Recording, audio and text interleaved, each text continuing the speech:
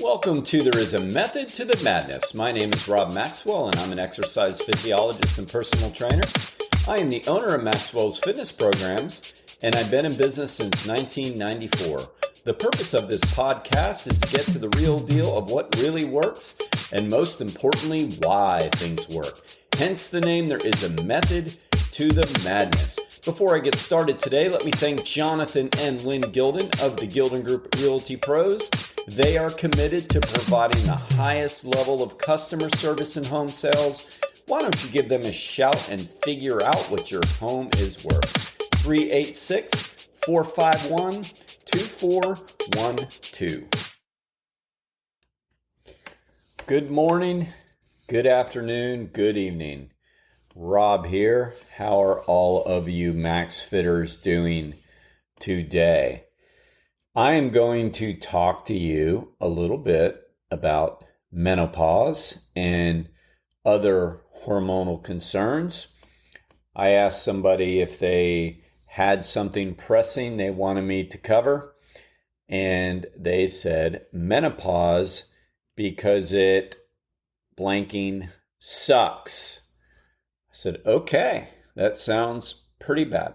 And I am well aware of that. Knowing a lot of, females in my life, I understand the concerns that come along with it.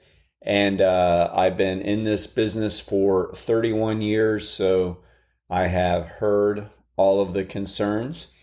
And, the endocrine system in general needs a lot more concern and understanding than we give it, not just menopause, although that seems to be the most, glaring problem or problematic situation. But, men have hormonal changes throughout life as well. We lose testosterone. Women lose both progesterone and testosterone. So, both sexes tend to show some decline. So I'm going to talk about it from my perspective as an exercise physiologist and what are the things you can do regarding your health and fitness and wellness, because those are the things in my scope of practice, and a lot of it is completely outside of my scope of practice. And I learned long ago not to venture outside of my scope of practice. It won't do me any good. It won't do you any good. So we need a comprehensive team to cover these types of things. And it's funny, when this person asked me to cover it, this is probably at least the third time that it has come up. And I mean, each time it's been somebody's asked me to do it. So I could say, well, go back to Spotify edition blankety blank. I'd go find it and send it. But, or I could redo it, because the bottom line is there's nothing wrong with taking the same topic and talking about the information again, because it is such a problematic situation. So what can we do about it? So first off, we need to understand that the body does go through its natural decline. There are things, because of Mother Nature, that happens in the body that changes over time. And the endocrine system, it goes through those changes with a decrease in hormones, because, we're not, after a certain point, necessarily biologically supposed to be, parenting children as far as biologically. So, the body goes through its natural changes. So we first have to understand that it is natural, but we also have to understand that we don't necessarily have to accept all of the negative symptoms that go along with it, whether it be, again, male or female. There are things that we can do. And again, I'm only going to speak to the wellness side of things, the health and fitness side of things.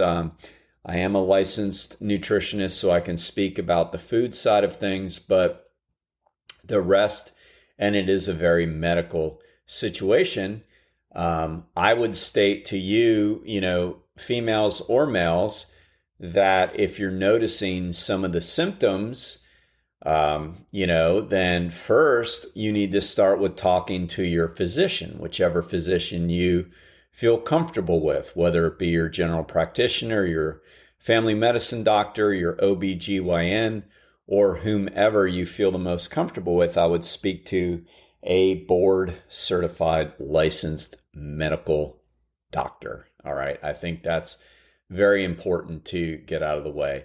So some of the symptoms for men are decreased sex drive, decreased sexual performance, lack of motivation, potentially weight gain because, testosterone is a muscle producer. So when we start losing some testosterone, we can lose some muscle mass, which could decrease our fat mass. Mood swings, irritability, lack of sleep. So that's kind of on the male side. On the women's side, same thing, decreased sexual activity, sexual desire, basically dryness everywhere, if you know what I mean. And, literally dehydration. That's a very common symptom of menopause. Decreased energy, lack of sleep, mood swings, weight gain for sure, more so there than with men when they lose testosterone. So those are the common symptoms. I think I mentioned fatigue. Yes. So, the first step is always consult your doctor and see if there is something you can do medically. There's a lot of stuff you see now, even on TV with commercials, with things you can do to try to supplement your hormones, either through a not necessarily legitimate physician or online. I mean, I always warn people against stuff like that. If you're going to do anything hormonally, please speak with your physician and do it the right way. And if you do it the right way, there's pretty good research behind it and they can discuss all that with you. All right, so that's the medical side. Now, as far as the health and fitness side for both sexes with change in hormones, yes, there are things that we can do. Strength training is critical for both sexes. Now, it may not feel as good when you're going through hormonal changes, like you may not feel as energetic to get to the gym. You may not have as good of a performance when you're at the gym. You may notice you're not as stronger as you used to be, but that is focusing too much on the outcome and not enough on the process. Because, in common self-help and recovery circles, the saying is feelings aren't facts. So we have to remember that, even though we may not be feeling it, meaning that we see a decrease in our gym performance, whether we are male or female. We notice that we're not pressing the same weight we used to, or squatting the same weight, or whatever, or just maybe you don't feel as strong in the gym. That is okay. Doing strength training is still going to help. Now, we know when you train anaerobically, whether you be a male or a female, your acute level of testosterone increases. What that means is we don't produce resting or higher levels of resting testosterone when we strength train. That's a myth. Like, even when you're in your 20s, that does not happen. When we see changes in testosterone and human growth hormone, which are the two basically anabolic hormones that increase muscle mass and drive and things like that. Stay with us. We'll be right back. Are you ready to unlock your full potential? I want to introduce you to the Fit, Healthy, and Happy podcast, a powerful resource to transform your life today. With expert interviews, practical tips, and inspiring stories, this podcast is your roadmap to lasting wellness. Here's what a listener has to say. I used to struggle with my health, but this podcast changed everything. It's like having a personal trainer, nutritionist, and life coach totally for free. With over 2,000 five-star reviews, we're a podcast you can trust. The Fit, Healthy, and Happy podcast, available now wherever you get your podcasts.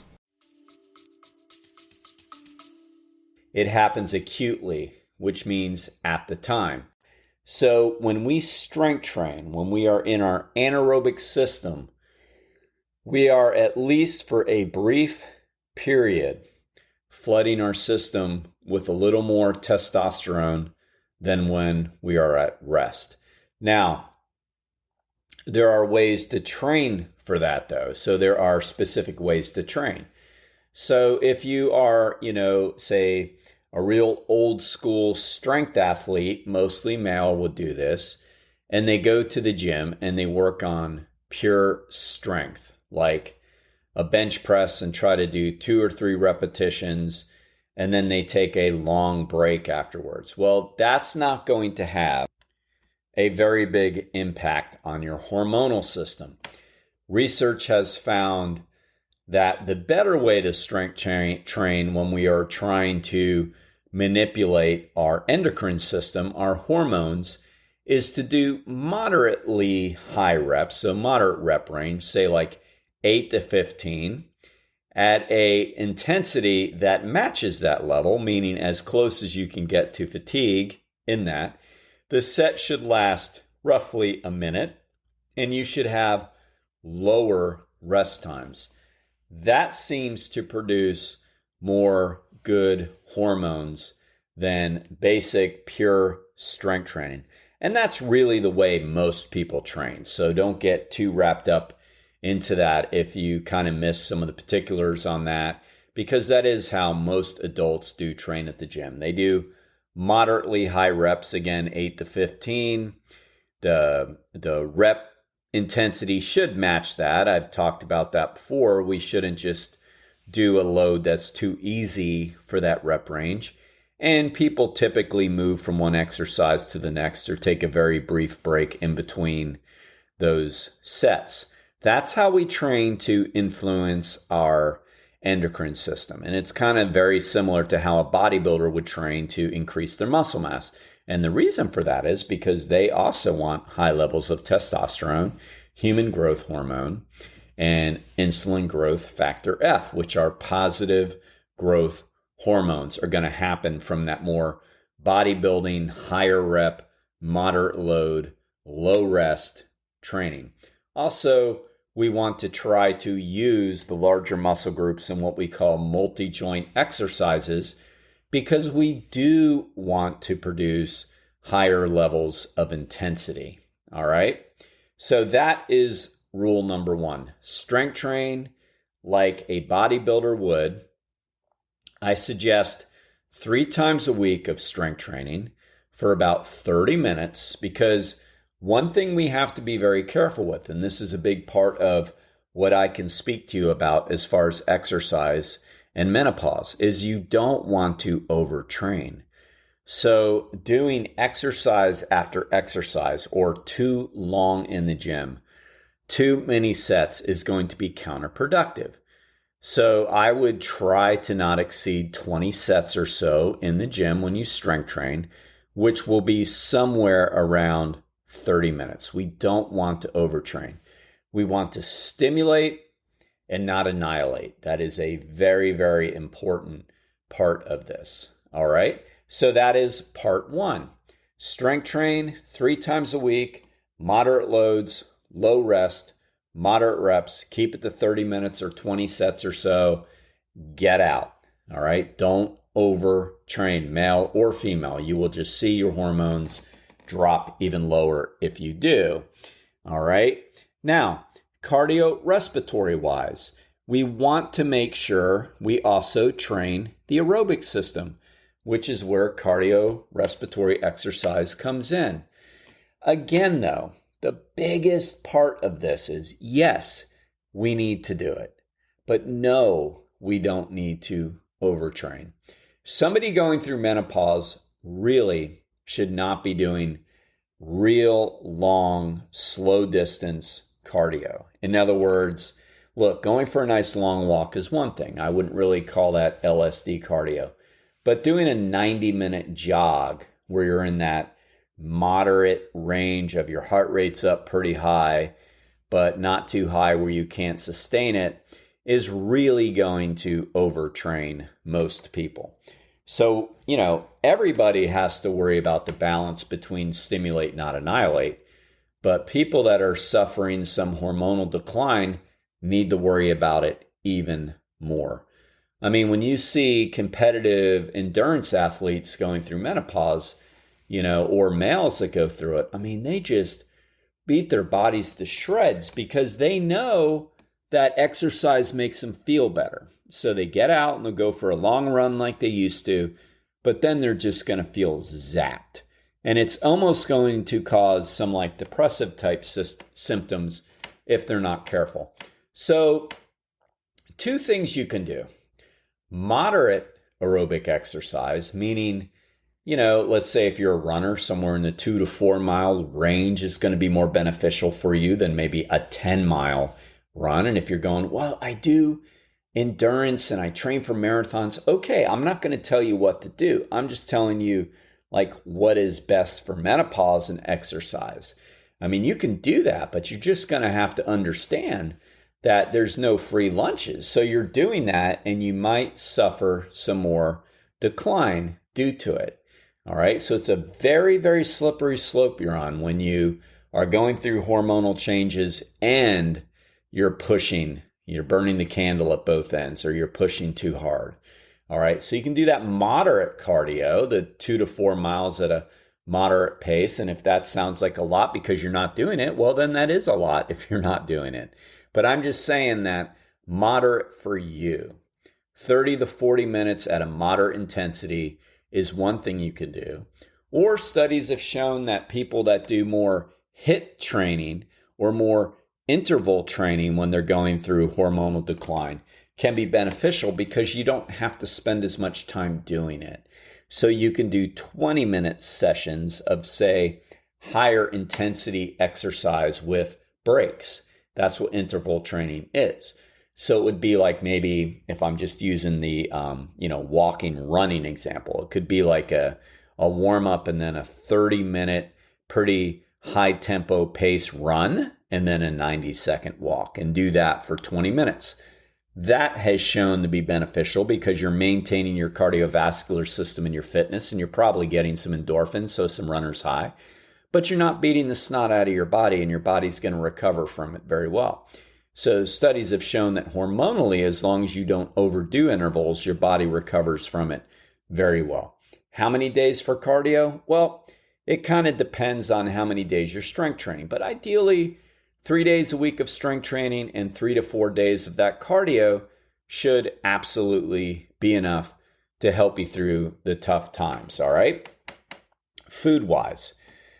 Food is your friend. And, many people that go through menopause gain weight. And it's common because the hormone changes and it's just tough. And if you've known any women or men that have gone through hormonal changes, you know that weight gain is pretty common with it, or not being able to lose the weight as fast as you once did. Now, hang in there, all right? It will change. It will get better, but you got to fight through that. But one big mistake that many women make, especially women, is they start to starve themselves. They don't eat nearly enough because they see the pounds going up a little bit. And of course, like everybody, they're going to freak out a little bit. And then what do people do that are weight conscious? They stop eating. That's not good. You've got to feed your body. You got to feed your muscles. You don't want to starve yourself. You want to eat. You just want to eat healthy foods. I don't recommend counting things when you're going through menopause. If it works for you, great, but I don't recommend it. I recommend Instead, just taking a lifestyle change and eating nutritious foods. Fuel your body. Be your body's best friend. If you're not, who's going to be? Think about the foods that are going to make your body healthier. Junk food isn't going to make you feel any better. The last thing you want to do is to get other endocrine systems fired up, with low blood sugar or high blood sugar. So you want to make sure that you're not eating a lot of processed carbohydrates, not a lot of junk carbs. It doesn't mean don't eat carbs. For goodness sakes, eat your fruits, eat your vegetables, eat your beans, eat your quinoa, eat your brown rice, eat your sweet potatoes. Of course, that's not junk food. Eat food that's going to fuel your body, fuel your mind, make you feel good about yourself because you're eating healthfully. That's what we need to do nutritionally during hormonal changes, okay? So I don't recommend counting. I really don't. I think there's enough going on. I think it's better to just say, you know what? I'm not going to pay too much attention to the scale right now.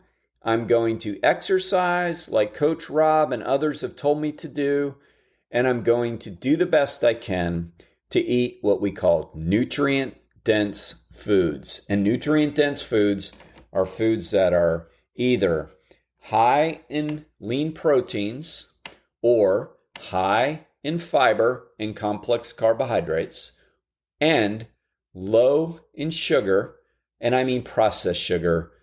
Remember the banana thing. We're not having any trouble eating bananas, okay?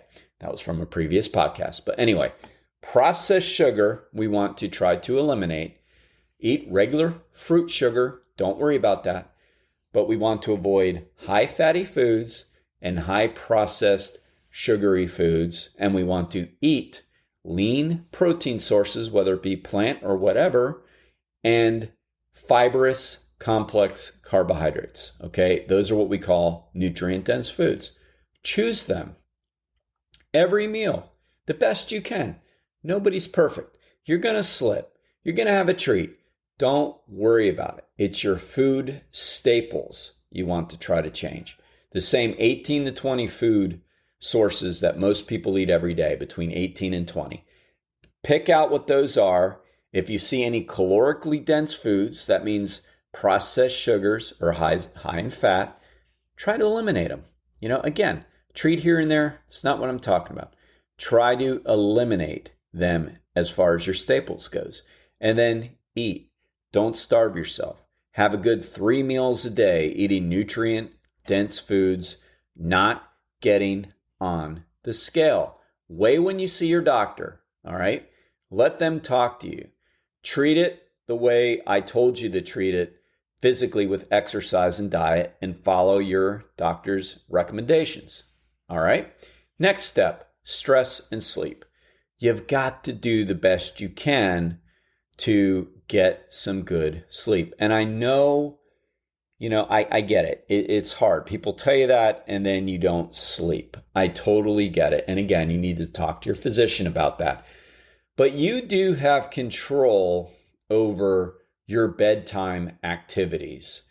I don't suggest watching the news and things that are just going to rile you up in the evening. People say all the time, oh, I watch the news as entertainment. It doesn't bother me. Yes, it does. I mean, do you know anything about psychology? We forget about Freud, don't we? People have fallen asleep too much on old Freud, because he had a couple crazy views. He did. But he also was very smart, and he was the first person to start talking to us about our unconscious and subconscious brain. And let me tell you, even though you think it's not bothering you when you see some disasters or you see shootings, you see war, you see crisis, you see financial problems, it bothers you, even if you say it doesn't. So, if you're mad at me because you work for, Wesh TV2 or whatever, okay, well, I'll own it. But my suggestion is really protect what you watch in the evening. Watch some comforting sports or TV that you really enjoy, some good old-fashioned sitcoms, maybe an engaging show on Netflix or something, but something that doesn't upset you. And if anything is even potentially upsetting to you, and again, you have to remember, you may not know that it is. If you ever watch something at night and had a dream about it, I mean, gosh, I did just the other day, and I'm like, that must have bothered me more than I thought because that was a really weird dream. Well, if you remember, one of Freud's famous books is called The Interpretation of Dreams. I mean, a lot of things go into our unconscious and then it works its way into our subconscious, and then we can't sleep and we get agitated. So you got to watch your nighttime routine. You also have to make sure that you've eaten a healthy dinner at night. You want to make sure that you're not one of those freaking out, skipping dinners. That's not going to help you go to sleep when you are basically going through some stomach growling. That's not good. And it's also not good to eat 2 to 3 hours before bedtime because your blood sugar might spike and that might affect your sleep. So those are things we want to work on. Again, we may not control perfectly how well we can sleep, but I believe we can control our evening and nighttime routine. We have control over that, right? Many physicians recommend a nice warm bath before bed. Calm yourself down, have some relaxing tea, relax. That could be something you throw in. For me, conversation's great. I like to talk. I like to get stuff off my chest. I like to be able to vent. That works for me very well. I suggest that with your friends, with your partner, with your kids. Obviously don't share things with your kids that's going to stress them out, but I think you get the point on this. Journaling is another way to vent if you don't like talking to people. I like to journal. I'll journal either at night or in the morning, and it helps. And I think if you're going through any hormonal decline, it will help quite a bit to help you get a good night's rest. All right, so sleep is very, very critical. And then finally, the last piece to this, and again, it's out of my scope of practice, so I can't tell you how to do it, but I will suggest what you should do, and that is get counseling. There's absolutely nothing wrong with going and getting counseling and talking about the different things that are coming up. Once you're getting older and once you have some hormonal decline, there's nothing wrong with that. I would absolutely suggest that you do that. Some people don't like to admit what's going on. But again, we have to go back to Freud and remember, and not just Freud. I mean, there's so many different psychologists that talk about the unconscious and the subconscious. So I'm just throwing them out there. I'm a psych major, so, he's the first one I studied. But we think we can handle things. Like, we really believe we can, and there's nothing wrong with having a positive, confident attitude. But, there is also nothing wrong with asking for help either, and getting some help. I mean, talk therapy is so darn effective that I 100% suggest it, I mean, and that's what we can do. These are the things we have control over. We can exercise appropriately. We can see our physicians and take their advice. We can make sure we're eating properly, and we can make sure we're getting our rest and we're not stressing ourselves out, burning the candle at both ends, and we can seek some guidance of some kind or another. I mean, that's what we can do. I hope this helps. I know it sucks. Again, I've been doing this for a long time, so I've heard many, many, many, many, many different women through the years as they go through menopause, and they're frustrated, and I'm one of the first people they call when it comes to weight, and it's frustrating for me too, because I can give them some advice and we can do all the stuff we have to do, but at the same time, the hormones are very, very powerful, and there's only so much we're going to do. And so I usually suggest, look, let's do everything we can to get healthy, but let's not, think about weight loss during this part. Let's focus more on getting our hormones as balanced as we can be. Because if we get everything as balanced as we can be and they can be, then good things will start to happen. So instead of obsessing over this scale, let's worry more about getting our balance of our hormones in check to the best of our abilities. And I'll tell clients that. And, some will listen and some will listen intently and they'll do everything. And then some, get frustrated and go to more extreme measures to lose weight. But that's usually not the way to go. I've never seen that be successful for anybody. Hope this helps. Thanks for the question. Please email this, text it to people. Please hit subscribe if you're not already subscribed. It helps me greatly and it helps me continue to be able to do this. And I would appreciate it. Until next time, be Max Fit and be Maxwell. Thank you for listening to today's show. I ask you to please follow this show on wherever you get your podcasts. And also please hit automatic downloads. It really helps me and it helps the show. Now I want to thank Overhead Door of Daytona Beach, the premier garage door company in Volusia County with the best product, with the best service. I can vouch for Jeff and Zach Hawk, the owners. They are great people. If you need any help with your garage doors, give them a shout. 386-222-3165.